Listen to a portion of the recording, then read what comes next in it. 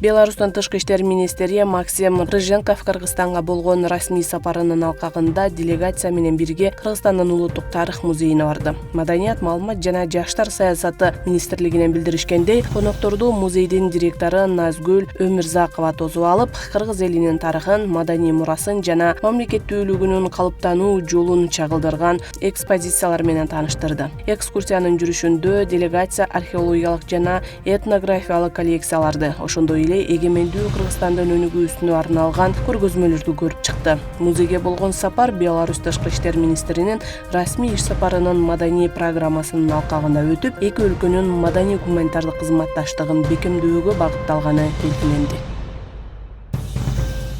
Кыргызстандын түштүк жээги жаңы өнүгүү этабына өтүүдө. Туризмди өнүктүрүү мамлекеттик агенттигинин директорунун биринчи орун басары Эрдент Касымовдун айтымында негизги максат аймактын жаратылышын сактоо жана экологиялык жана сапаттуу туризмди өнүктүрүү. Негизги жаңылыктар балыкчы Барскон Каракол трассасы жаңыланып, жол инфраструктурасы жакшыртылууда. Кытай менен байланыштырган Бедел өткөрмө пункту жаңы туристтик агымды тартат. Тескей ысык көл концепциясы кабыл алынып, көп кабаттуу мейманканалардын ордуна премиум боз үй лидерлери жана экологиялык конок үйлөрү өнүктүрүлөт. Совет мезгилиндеги пансионаттар жаңыланып, заманбап туристтик объекттерге айланууда. Чакан жана орто бизнеске мамлекеттик колдоо күчөтүлүп, гидтер, конок үйлөрүнүн ээлерине жана ашпозчулар окутулууда. Жол боюндагы туристтик маалымат борборлору жана заманбап эс алуу жайлары көбөйүүдө. Акыркы 3 жылда түштүк жээкке келген туристтердин саны дээрлик 35% өстү. Аймак негизинен экотуризмди, тректерди, велосипедчендерди жана көчмөн маданиятына кызыккан чет элдик конокторду тартууда. Адистердин айтымында ысык көлдүн түндүгү менен түштүгү атаандаш эмес, бири-бирин толуктап турган туристтик багыттар болуп саналат. Өзбекстандын Ташкент шаарында экспорттук акциялар программасынын алкагында кыргызстандык текстиль жана тигүү тармагынын өндүрүүчүлөрүнүн 3 күндүк бизнес миссиясы башталды. Экономика жана коммерция министрлигинен билдиришкендей, иш-чара Кыргызстандын Өзбекстандагы соода өкүлчүлүгү, Кыргыз экспорт мамлекеттик мекемеси жана текстилди өнүктүрүү борбору уюштурду. Бизнес миссияга өлкөнүн 35тен ашык текстиль жана тигүү ишканасынан 52 өкүл катышууда. Анын негизги максаты кыргыз өндүрүүчүлөрүнүн Өзбекстан рыногуна чыгышына көмөктөшүү жана эки өлкөнүн соода экономикалык кызматташтыгын чыңдоо. Программанын алкагында делегация TFT Expo 2026 эл аралык көргөзмөсүнө катышып, жаңы өнөктөштөр менен сүйлөшүүлөрдү өткөрдү. Ошондой эле ишкерлер Юзим Маркет компаниясынын логистикалык борборуна барып, кыргыз продукциясын маркетплейс аркылуу сатуу мүмкүнчүлүктөрүн талкуулашты. Мындан тышкары 4 кыргызстандык ишкерге Өзбекстанда юридикалык жактарды каттоого көмөк көрсөтүп, бул алардын өлкөдө ишмердүүлүгүн жүргүзүп, продукциясын онлайн сатууга жол ачты. Делегациянын өкүлдөрү ошондой эле Өзбекстандын ири текстиль ишканаларынын ишмердүүлүгү менен таанышмакчы. Нью-Йорк штатынын Саламанта шаарындагы мектепте ушул жылдын сентябрь айынан тарта жогорку класстын окуучуларына Салли деп аталган жасалма интеллектүү робот сабак өтүүгө көмөктөшө баштайт. Бул тууралуу Нью-Йорк Пост басылмасы шилтеме берүү менен Казинформ агенттигинин Вашингтондогу өздүк кабарчысы билдирди. Баасы $57,000 робот гуманиот мугалимдин жардамчысы катары колдонулат.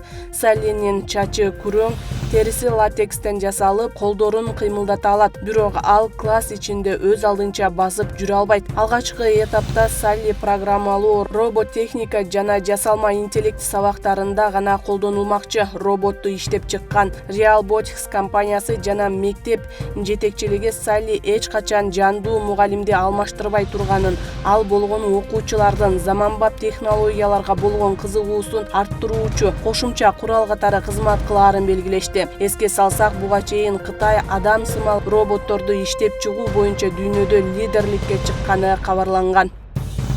Ысык көл облусунда эл аралык ат чабыш боюнча Ысык көл кубогу 2026 республикалык мелдеши өттү. Бул тууралуу Дене тарбия жана спорт мамлекеттик агенттигинен билдиришти. Иш-чарага агенттиктин директорунун орун басары Болотбек Ашыралиев катышып, улуттук ат спортун өнүктүрүү, кыргыз элинин бай тарыхый мурасын сактоо жана жаш муунга жайылтуу мамлекет үчүн маанилүү багыттардын бири экенин белгиледи. Мелдештин программасына Аламан байге, Топ байге, Кунан байге, элге кыска аралыкта ат жабыш жана чоң жорго жарышы кирди. Жарышта өлкөнүн ар кайсы аймактарынан жана Кыргызстандан келген күлүктөр жана чабандестер катышып күч сынашты. Мелдештен алкагында жеңүүчүлөргө жана байге ээлерине баалуу сыйлыктар тапшырылды. Ал эми баш байгелер катары Toyota Camry 80 жана Чанган үлгүсүндөгү унаалар ойнотулду.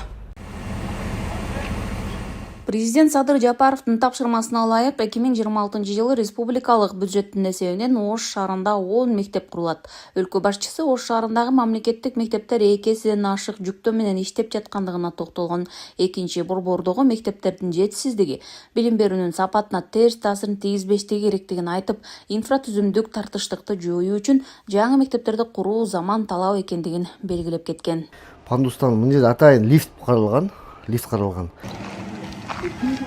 Ишкабан айылындагы Маткеримов мектебинин курулушу бүгүнкү күндө кызуу жүрүүдө. 6 блоктон турган 3 кабаттуу билим уясы 1,5 миң окуучуга ылайыкташкан. Заманауи жумуштар жүрүп атат азыркы учурда. Общий бул жерде азыр 5 блок жүрүп атат. Монолиттин участкеси боюнча биринчи блогу бүткөн. Буюрса акыркы этажы жыйынтык алайын деп калды. Бир 10 күн суроо буюрса бүтөт. Общий азыр 5 бригадада ар бир блокто бир 15-16дан бала бар. Башка жагынан бизге кемчилик деле жок. Буюрса баары убагында келип атат. Долбоорго ылайык мектептин ичинде окуу класстары, лаборатория, санитардык талаптарга жооп берген ашкана, амфитеатр тибиндеги актовый зал, лифт жана бардык шарты бар спорт залы да жайгашат. Бул жерде мектеп учебный корпус деле эмес, бул жерде комбинированное поле бар. То есть волейбольная, баскетбольная площадка, өзүнчө футбольный полеси бар, футбольный аянтчасы бар. Анан котельная өзүнчө, то есть водоснабжение, жылуулук берүү, суу берүү системасы бул жерде шаарга көз карандысыз. Бул жерде өздөрүнө өздөрү камсыздоого толук кандуу жетет. Белгилей кетсек, президент Садыр Жапаровдун тапшырмасына ылайык 2026-жылы республикалык бюджеттин эсебинен Ош шаарында 10 мектеп курулат. Анын ичинде Салижан Жигитов атындагы жана Ломоносов атындагы мектептердин эски имараттары толугу менен бузулуп, ордуна жаңы заманбап мектептер тургузулат. Аталган 10 мектепти ушул жылдын 1-сентябрына чейин толук бүткөрүп пайдаланууга берүү пландалууда. Гүлжан Ажиматова, Алишер Мусажалил уулу, Ош шаары.